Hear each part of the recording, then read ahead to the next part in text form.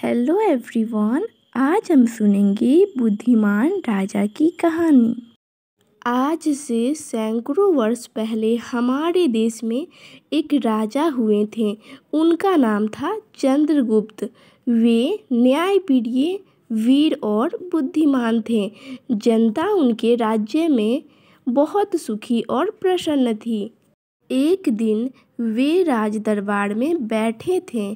तभी एक बूढ़ा आदमी न्याय की फरियाद लेकर दरबार में आया और बोला, महाराज, मेरा नाम सोम शर्मा है।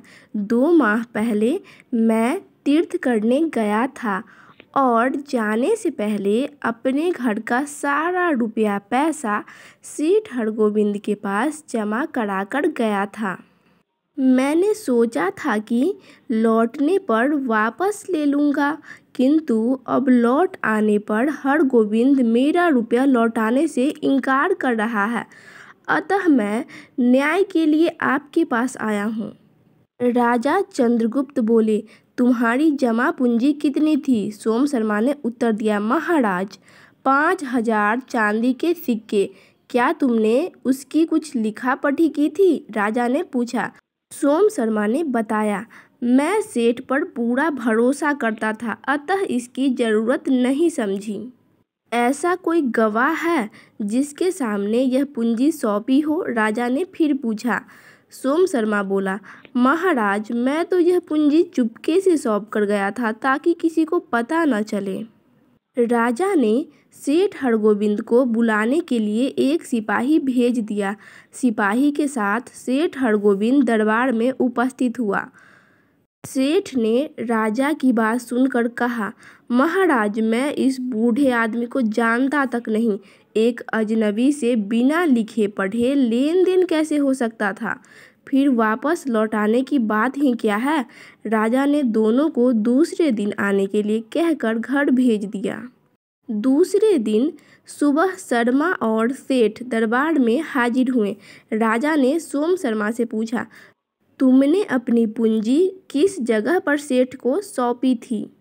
सोम शर्मा ने कहा, महाराज, नगर के दक्षिण में गौशाला के पास एक पीपल का पेड़ है। उसके नीचे चबूतरा बना है। उसी पर बैठकर मैंने अपने रुपए सेठ को दिए थे। राजा ने सेठ से पूछा, सेठ, क्या तुम उस स्थान को जानते हो? सेठ ने उत्तर दिया, महाराज, न तो मैंने वह स्थान देखा है और न ही मैं उसके विषय में कुछ जानता हूँ। राजा ने सोम शर्मा से कहा, अच्छा, तो तुमने पीपल के पेड़ के नीचे बैठकर लेन देन किया है और पीपल के पेड़ ने वह सब देखा है, इसीलिए उस पेड़ को गवाही के लिए तुम्हें यहाँ लाना होगा। सोम शर्मा ने विनयपूर्वक बोला, महाराज, पेड़ गवाही देने कैसे आ पाएगा? राजा ने पुनः जोर देकर कहा। तो बूढ़े सोम शर्मा को दरबार से जाना पड़ा और सेठ हरगोविंद को तब तक के लिए दरबार में ही बैठ जाने को कह दिया गया। सोम शर्मा सोच में डूबा हुआ दरबार से बाहर निकला और मन ही मन विचार करता हुआ आगे चला जा रहा था कि पेड़ गवाही देने कैसे आ सकता है। तभी राजा के द्वारा भेजे हुए एक सिपाही ने सोम शर्मा को तसल्ली दी कि वह घबराए नहीं और शाम को लगभग 5 बजे दरबार में आ जाए। सेठ हरगोविंद दरबार में बैठा बैठा परेशान हो गया।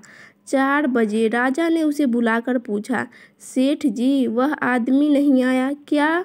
वह पेड़ यहाँ से काफ़ी दूर है। सेठ जी बोले, महाराज, पेड़ तो यहाँ से केवल 1 मील पर है। अब तक तो 6 चक्कर लगाए जा सकते थे। राजा बोला, कोई बात नहीं, कुछ देर और इंतजार करो, वह अवश्य ही आएगा। तभी वह बूढ़ा आदमी आ गया और बोला, महाराज, मैंने तो उस पेड़ से बहुत कहा पर वह आया ही नहीं। राजा ने कहा, बूढ़े बाबा, तुम फिक्र न करो, पेड़ तो गवाही देकर चला गया। राजा ने सेठ को आदेश दिया, सेठ हरगोविंद, तुम झूठे हो।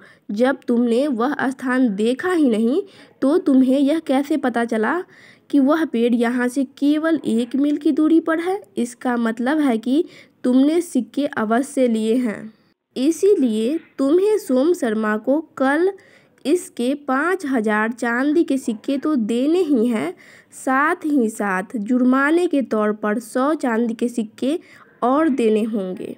बूढ़ा सोम शर्मा राजा का फैसला सुनकर बहुत प्रसन्न हो गया और महाराज की जय जयकार करता हुआ दरबार से बाहर निकला।